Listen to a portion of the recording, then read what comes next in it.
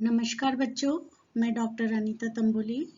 बच्चों, आज हम पढ़ेंगे सैम्पलिंग निदर्शन की पद्धतियाँ, यानी जो सैंपल हम चुनते हैं, जो हमारे अनुसंधान के लिए जिनके ऊपर हम रिसर्च करते हैं, जिनसे हम डाटा कलेक्शन करते हैं, तो उस सैंपल को, उस निदर्शन, उस प्रतिदर्श को चुनने की कौन कौन सी मेथड्स हैं, वो आज हम इस वीडियो में डिस्कस करेंगे।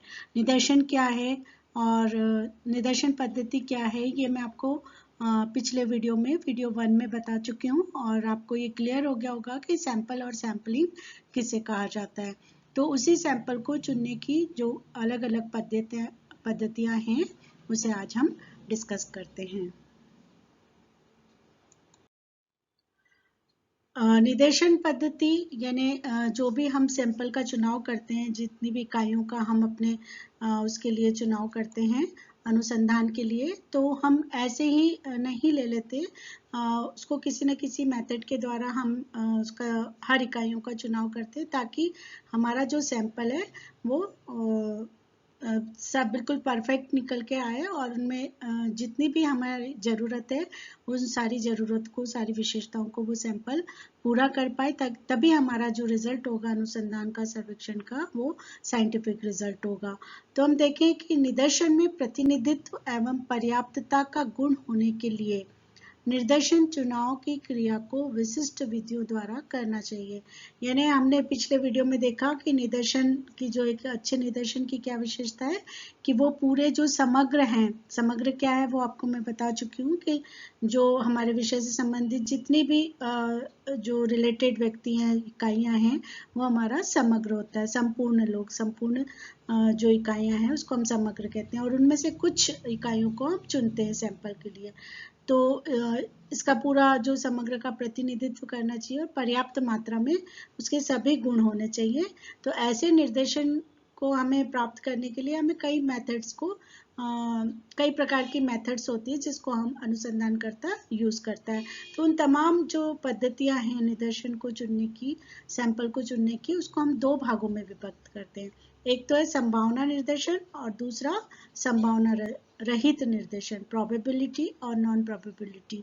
जैसा कि इसके नाम से स्पष्ट है कि जो हमारा पूरा समग्र है उसकी किसी भी इकाई को निर्देशन में शामिल करने के लिए या उसका चुनाव संयोग पर निर्भर करता है, तो उस चयन पद्धति को हम संभावना निर्देशन कहते हैं। संभावना, इस शब्द को आप याद रखिए, संभावना यानी पूरी प्रोबेबिलिटी होती है, पूरी संभावना होती है हर एक व्यक्ति को चुनने की। यानी यहाँ पर व्यक्ति ऐसा नहीं करता कि किसी भी व्यक्ति को ले लिया, किसको छोड़ दिया। यहाँ अनुसंधानकर्ता के हाथ में नहीं होता इस मेथड में। इस मेथड में जितनी भी इकाइयाँ हैं उन सभी इकाइयों को निदर्शन में चुनने का पूरा अवसर प्राप्त होता है और वो संयोगवश जो है वो उसके अंदर सैंपल में आते जाते हैं व्यक्ति। तो इसको हम कहते हैं संभावना, संभावित निदर्शन, प्रोबेबिलिटी। यानी पूरी प्रोबेबिलिटी होती है। संभावना किसको कहा जाता है कि ऐसा हो भी सकता है और नहीं भी हो सकता है। जैसे हम कहते हैं ना, बारिश होने की संभावना है, तो इसका मतलब क्या हुआ कि बारिश हो भी सकती है और नहीं भी हो सकती है।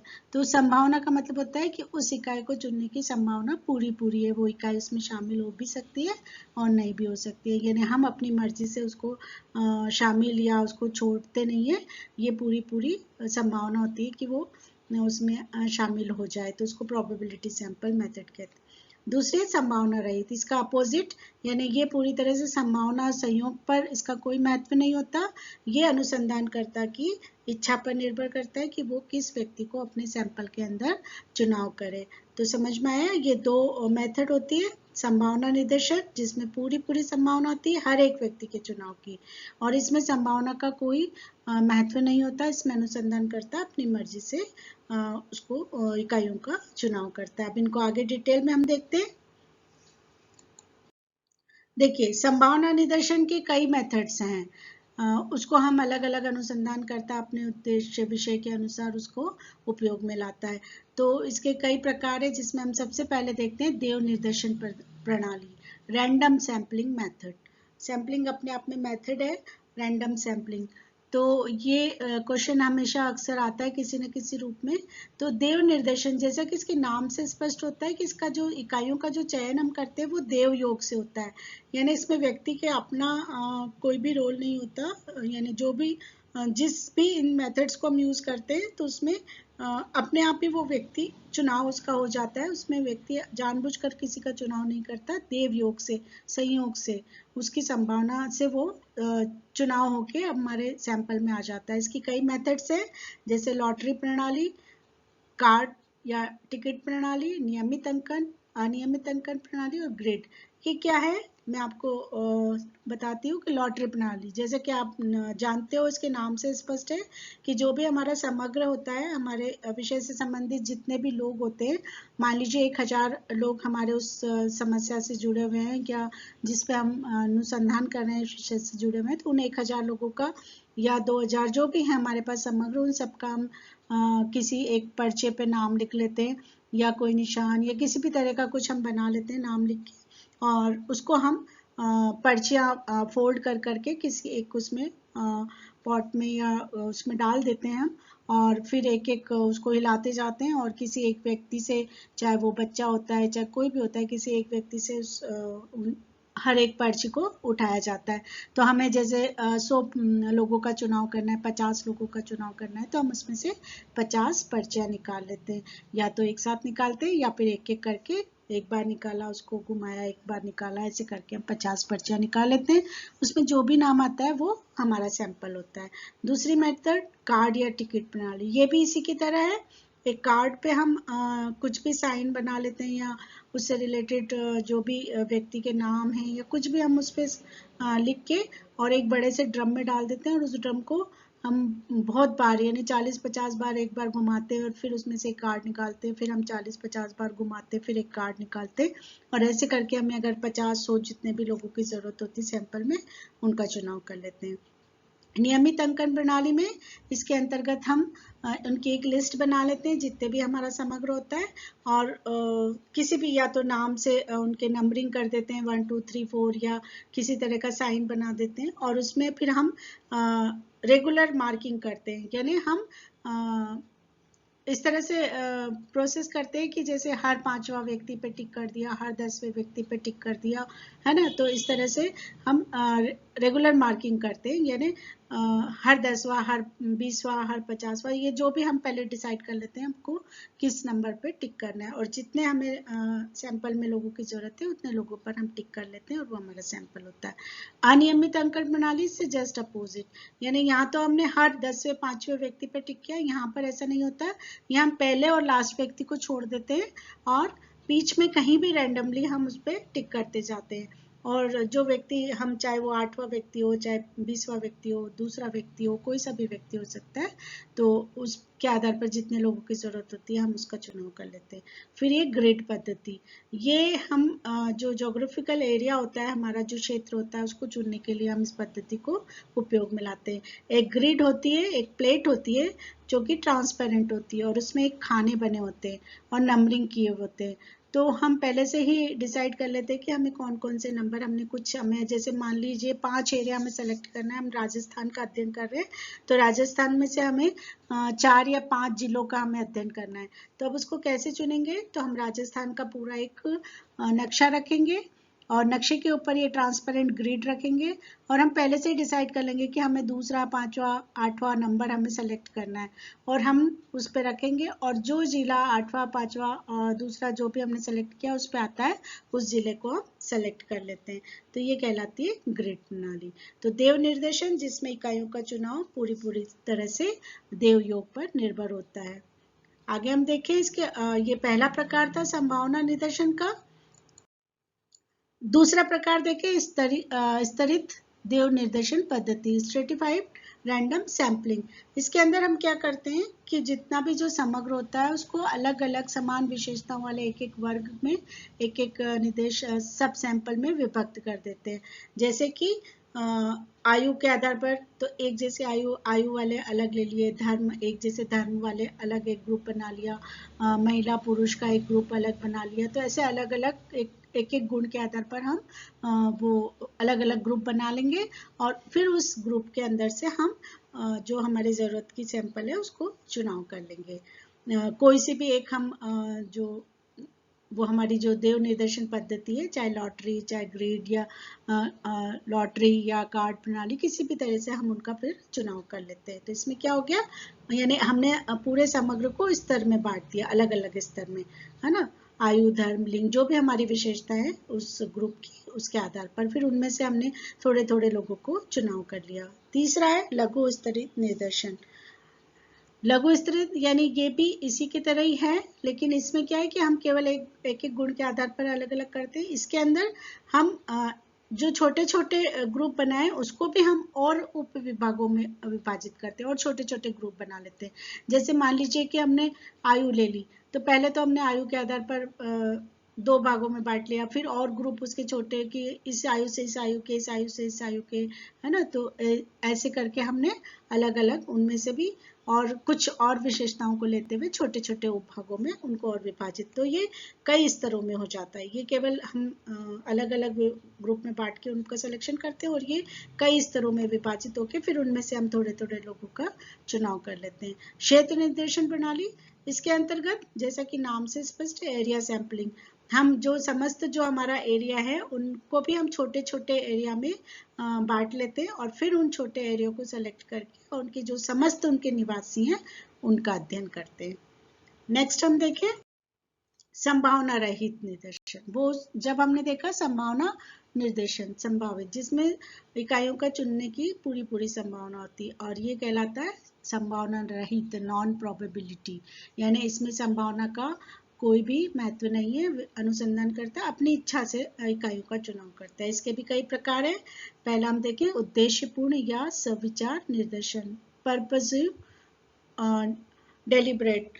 तो हम यहाँ पर हम देखें कि अनुसंधानकर्ता उन देव निर्देशन की या और भी जो प्रकार है उसकी मेथड को नहीं अपनाता है, बल्कि अपने उद्देश्य को ध्यान में रखते हुए, क्या उसका क्या पर्पज है अनुसंधान का, सर्वेक्षण का, उसके पर्पज को ध्यान में रखते हुए उससे जुड़ी हुई इकाइयों का चुनाव कर लेता है। तो उसको हम उद्देश्यपूर्ण निर्देशन कहते हैं। जैसा कि अभी आप लोग अपने प्रैक्टिकल वर्क करोगे तो उसमें आपको इसी प्रकार का यही वाला आपको जो सैंपल का चुनाव करना होगा। दूसरा प्रकार इसका है कोटा निर्देशन। कोटा सैम्पलिंग का मतलब होता है कि हम जो पूरा जो क्षेत्र होता है उसको अलग अलग उसमें हम डिवाइड कर देते हैं और फिर उनमें से जो अनुसंधान करता है अपनी इच्छा अनुसार, अपनी सुविधा अनुसार उसमें से वो सैंपल का चुनाव करता है। फिर हम देखें सुविधाजनक निर्देशन प्रणाली, कॉन्वीनेंस में सुविधाजनक में कि अनुसंधान करता है, जैसे इसके नाम से स्पष्ट है, उसको जो सुविधा अनुसार जो सैंपल उसको जो इकाइयाँ उसके सुविधा से उसको अवेलेबल हो जाती है उन इकाइयों का वो चुनाव कर लेता है। जैसे जिनसे उसको कांटेक्ट करना इजी होता है, आसानी से उसकी पहुंच होती है, आसानी से वो उसको जवाब दे देते हैं। तो इस तरह से जो उसको सुविधा अनुसार उसको लगता है उन इकाइयों का चुनाव कर लेता है। फिर हम इसका एक प्रकार देखें स्वप्रेषित निर्देशन प्रणाली, सेल्फ सिलेक्शन। जैसा इसके नाम से स्पष्ट है कि अनुसंधानकर्ता खुद नहीं करता, बल्कि वो इस तरह का मैसेज कन्वे करता है लोगों के बीच में कि व्यक्ति उस समस्या से जुड़ा हुआ व्यक्ति, उस विषय से जुड़ा हुआ व्यक्ति खुद अनुसंधानकर्ता के पास आकर अपना नाम लिखवा देता है सैंपल के अंदर। तो ऐसे सभी व्यक्ति अपने आप ही आकर सैंपल का एक हिस्सा बन जाते हैं। तो उसको कहते हैं सेल्फ सिलेक्शन। फिर है विस्तृत निर्देशन। इसके अंदर क्या होता है कि जब कई बार ऐसी समस्या आ जाती है कि हम व्यक्ति से जब हमने जो सिलेक्शन किए नहीं हम उससे जुड़ पा रहे, नहीं में अवेलेबल हो पा रहा है, तो अनुसंधानकर्ता क्या करता है, फिर उन व्यक्तियों को छोड़ देता है और फिर दूसरे व्यक्ति को उसी समस्या से रिलेटेड दूसरे व्यक्ति को चुनता जाता है। तो ये एक तरह से बहुत विस्तृत निर्देशन होता है कि एक को हमने चुना, फिर वो नहीं हो पाया, फिर हमने दूसरे को चुना, फिर अगले को चुना। इस तरह से ये विस्तृत निर्देशन कहलाता है। तो इस तरह से हम देखें कि यहाँ पर अनुसंधानकर्ता अपनी इच्छा से अपने विषय को ध्यान में रखते हुए, अपनी सुविधा को ध्यान में रखते हुए, अपने उद्देश्य को ध्यान में रखते हुए निर्देशन का चुनाव करता है। तो इसमें हर जिस प्रकार से संभावना निर्देशन में पूरी संभावना होती है किसी भी इकाई को चुनाव की, लेकिन यहाँ पर अनुसंधानकर्ता की इच्छा पर निर्भर करता है कि वो किसका चुनाव करेगा। लेकिन यहाँ पर अनुसंधानकर्ता को ये भी ध्यान में रखना होगा कि जो सैंपल है जिस का चुनाव कर रहा है, जो प्रतिदर्श है उसमें पर्याप्त मात्रा में हो और वो सारी जो विशेषता है उसमें होनी चाहिए, वो सारी विशेषताओं को ध्यान में रखते हुए उसका चुनाव करता है। तो इस तरह से हम देखें कि निदर्शन जो हम सैंपल का चुनाव करते हैं तो वो अपने मनमाने हिसाब से नहीं करते, इसकी कुछ मेथड्स होती है, उन मेथड्स को हम काम में लेते हुए ध्यान में रखते हैं। संभावना निर्देशन तब यूज की जाती है जब हमारे पास समग्र का पूरा डाटा अवेलेबल होता है, यानी जब हमारे उनके पास पूरा हमारे जैसे हम अगर कॉलेज का अध्ययन कर रहे हैं तो कॉलेज के जितने भी स्टूडेंट हैं पूरे सबका डाटा हमारे पास है कि कितने बच्चों ने एडमिशन लिए, उनके नाम की लिस्ट होती है, उनका सारा डाटा हमारे पास अवेलेबल होता है। तो यहाँ पर हम देव निर्देशन और जो भी संभावना प्रोबेबिलिटी वाली जो मेथड है उसको हम यूज कर सकते हैं। लेकिन जब अगर कोई ऐसा विषय होता है जहाँ पर हमें प्रॉपर डाटा अवेलेबल नहीं होता है तो हम फिर उस संभावना निर्देशन प्रणाली को नहीं अपनाते, हम संभावना रहित निर्देशन प्रणाली को अपनाते हैं, जैसे उद्देश्यपूर्ण निर्देशन, सुविधाजनक निर्देशन। जैसे अगर हम बाल श्रमिक का अध्ययन कर रहे हैं तो बाल श्रमिक चूंकि एक कानूनी अपराध है और लोग इसका डाटा कलेक्ट करके नहीं रखते, नहीं बताते कि उनके यहाँ बच्चे काम कर रहे हैं, तो इस तरह से हमारे पास प्रॉपर उसका डाटा नहीं होता एग्जैक्ट। तो हम क्या करते हैं, मोटे तौर पर उसका अंदाजा लगा लेते हैं, पता कर लेते हैं कि कितने बच्चे होना चाहिए, और उनमें से फिर हम जो पुरानी रिपोर्ट्स हैं, पुराने जो रिसर्च हुए हैं और भी जगह से हम जो NGOs हैं वहाँ से पता करके हम एक बड़ा मोटा अंदाजा लगा लेते हैं कि कितने बच्चे हो सकते हैं। तो ऐसी स्थिति में चूंकि हमारे पास प्रॉपर डाटा नहीं है तो हम फिर उद्देश्यपूर्ण या संभावना रहित जो भी निर्देशन प्रणाली है उसको अपनाते हैं। तो दोनों चीजें आपको ध्यान में रखना है। दोनों क्लियर हो गई अब आपको कि संभावना निर्देशन जिसमें हर इकाई को चुने जाने की पूरी संभावना होती है, और देव निर्देशन इसकी एक मेथड है संभावना निर्देशन की, जिसमें पूरी तरह से देव यानी व्यक्ति के हाथ में नहीं है, जो देव प्रक्रिया जिसको हम कहते हैं भगवान के हाथ में होता है, हम जैसे जनरली कहते हैं ना ये तो भगवान के हाथ में, हमारे हाथ में नहीं है, हो भी सकता है और नहीं भी हो सकता है। तो इस तरह से इसका नाम देव निर्देशन रखा है और इसकी बहुत सारी मेथड है जो अभी आपने देखा, लॉटरी, ग्रिड, कार्ड पद्धति, नियमित अंकन कि हम 10वां हर 5वां 10वां व्यक्ति पे टिक करेंगे, या अपनी मर्जी से हम पहला और लास्ट छोड़ देते हैं और कहीं पे भी हर 15वां 20वां 25वां व्यक्ति हम ले लेते हैं। तो इस तरह से ये अलग अलग मेथड होती है। ये तभी कर सकते हैं जब हमारे पास प्रॉपर उनकी लिस्ट अवेलेबल हो, प्रॉपर हमारे पास उनका डाटा हो, और जब वो डाटा या प्रॉपर लिस्ट हमारे पास सामग्री की नहीं होती है तब हम संभावना रहित निदर्शन का चुनाव करते हैं। तो बच्चों इतना समझ में आ गया होगा आपको कि सैंपल क्या है, सैंपलिंग क्या है, निदर्श और प्रतिदर्श और निदर्शन पद्धति जो आपको वीडियो 1 में मैंने आपको बताई थी, और वीडियो 2 में इस निदर्शन को, इस सैंपल को चुनने की कई मेथड्स है जो अभी हमने आपको डिस्कस किया है। तो आपको ये बिल्कुल सैंपल और सैंपलिंग क्लियर हो गया होगा। आगे हम जो डाटा कलेक्शन की जो पद्धतियां हैं, डाटा क्या है, जैसे जब हम सैंपल का चुनाव कर लेते हैं तो अब इन्हीं से हम सूचना प्राप्त करेंगे, इस सूचना को हम डाटा कहते हैं। तो ये डाटा क्या है, डाटा के सोर्सेज क्या हैं, डाटा कितने प्रकार के, ये मैं आपको अगले वीडियो में बताऊंगी। Thank you.